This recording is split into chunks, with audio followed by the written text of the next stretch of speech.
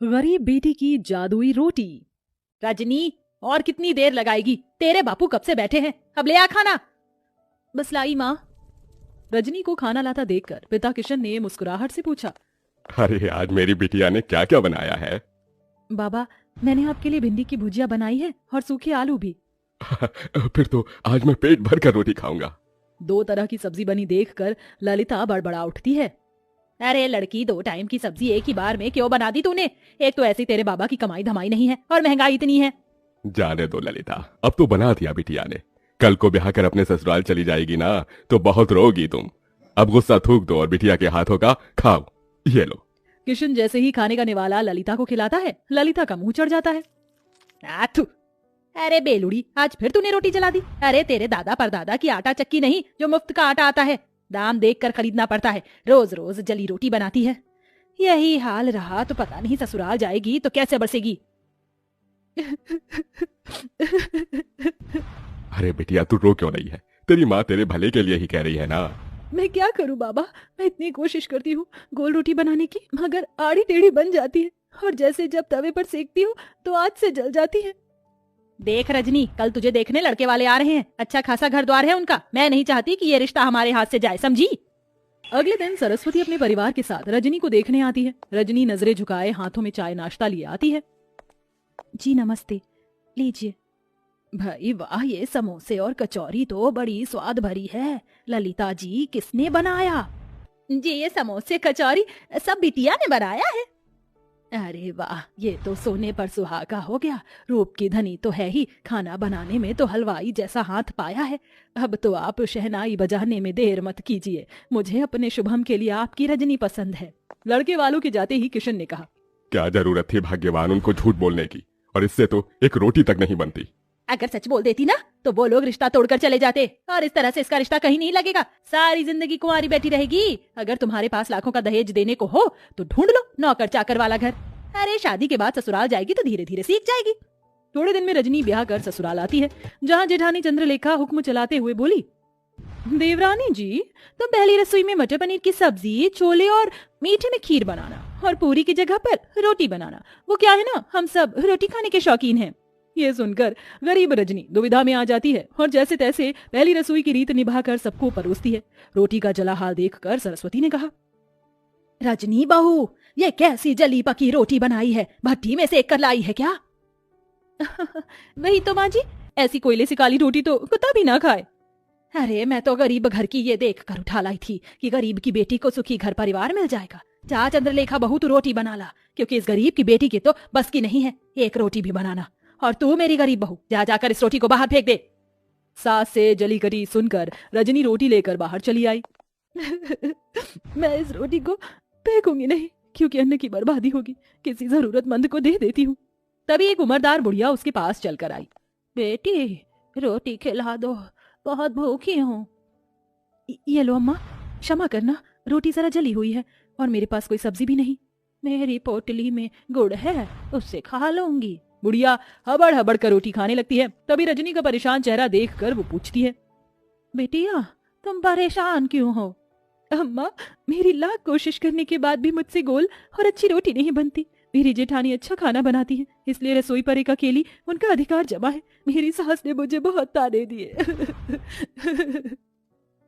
तत्पश्चात बुढ़िया पोटली में से एक तवा उसे देकर बोली, ये लो बेटी, ये जादुई तवा है। इससे अब तुम्हारी सारी परेशानी टल जाएगी। इस तवे पर बनने वाली रोटी जादुई रोटी होगी। धन्यवाद अम्मा। रजनी बुढ़िया का दिया हुआ जादुई तवा घर लेकर आई और अपनी सास से निडर होकर कहा, माँ जी, रात की रसोई मैं पकाऊंगी। इस बार कोई भूल चूक नहीं होगी, वादा करती हूँ। लगता है सवेरे की बेइज्जती से मेरी गरीब देवरानी का मन नहीं भरा, जो फिर जली कच्ची रोटी बनाकर नाक कटवाना चाहती है। देवरानी जी को एक मौका दे दीजिए माँ जी। ठीक है, मगर इस बार की रोटी भी तूने जली बुरी बनाई तो मैं तुझे कतई माफ नहीं करूंगी, मेरी गरीब बहू। रजनी रसोई में लग जाती है। सब्जी तो बन गई, अब फटाफट से रोटी बनाती हूँ। रजनी जैसे ही चूल्हे पर तवा चढ़ाती, वह खरे सोने के समान चमचमाने लगता है। वह टेढ़ी मेढ़ी रोटी बेलकर तवे पर जैसे ही डालती है, रोटी जादू से एकदम गोल आकार की बन जाती है। अरे वाह, पहली बार मेरी रोटी एकदम गोल और प्यारी बनी है। मेरी जादुई रोटी, मैं चाहती हूँ कि तुम एकदम फूली बन जाओ। गरीब रजनी के कहते जादुई रोटी फूल कर गोल मटोल हो जाती है। वह सभी को रोटी परोसती है, जिसे खाकर सब दिल खोल कर तारीफ करते हैं। वाह रजनी बहू, तुम्हारी बनाई रोटी में अमृत जैसी मिठास भरी है। सचमुच रजनी, बिना सब्जी के भी रोटी बड़ी स्वाद लग रही है। सच में रजनी बहू, तेरे हाथ की रोटी खाकर तो जी ही नहीं भर रहा। जाने क्या जादूगरी भरी है तेरी इस रोटी में। धन्यवाद माँ जी। रजनी की तरफदारी सुनकर चंद्रलेखा भीतर ही भीतर जल भून रही थी।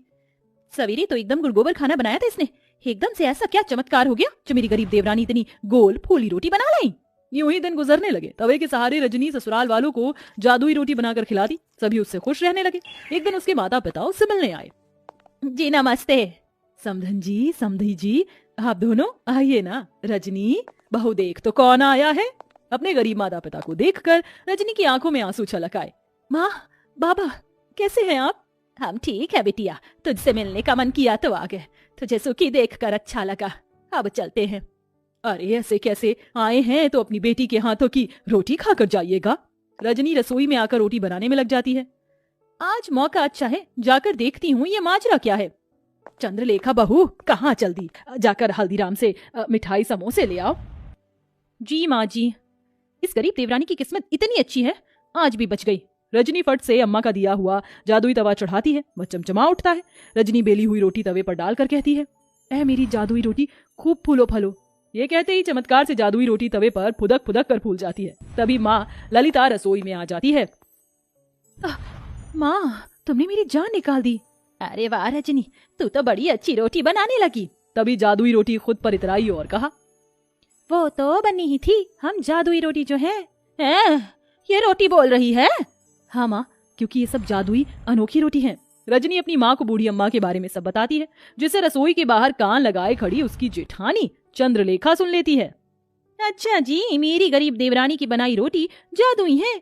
अब तो इसका पर्दाफाश मैं करूंगी। हाँ। चंद्रलेखा एक आदमी को पैसे देती, जो भिखारी का भेष धरे उसके दरवाजे पर आता है। बहन, 2 रोटी खिला दो, भूख लगी है, दया करो। रजनी को उस पर दया आ जाती है। ठीक है भैया, जरा देर ठहरो, मैं रोटी लाती हूँ। रजनी रसोई में आकर रोटी बनाती है। जल्दी जल्दी से रोटी बेलकर तवे पर डालती हूँ। वो बेचारा भिखारी कितना भूखा था। चलो मेरे प्यारे तवे, जल्दी से मुझे जादुई रोटी बनाकर दे दो। इतने में चंद्रलेखा सरस्वती को लेकर रसोई में आ जाती है, जहाँ बेलन खुद ही चल रहा था और जादुई रोटी अपने आप ही बन रही थी। देखा सासू माँ, मेरी ये गरीब देवरानी जादूगरी जानती है। पता नहीं क्या टोना टोटका कर रही है, जो रोटी खुद ही बन रही है। नहीं नहीं माँ जी, जेठानी जी मुझ पर झूठा दोष लगा रही है, ये सच नहीं है। अरे मैं जो आंखों देखी देखूंगी उसे ही तो सच मानूंगी ना। रजनी बहू, तू डायन तो नहीं? नहीं माँ जी। अपनी सच्चाई का सबूत देते हुए रजनी जादुई रोटी और तवे के बारे में सब बता देती है, जिससे दूध का दूध पानी का पानी हो जाता है। इसके साथ तवे का जादू भी चला जाता है। चंद्रलेखा बहू, तुमने जलन और बैर में रजनी बहू को गलत दिखाया। और रजनी बहू, तो क्या हुआ जो इस तवे का जादू चला गया? अब तुम्हें रोटी बनाना तुम्हारी सास सिखाएगी। माँ जी।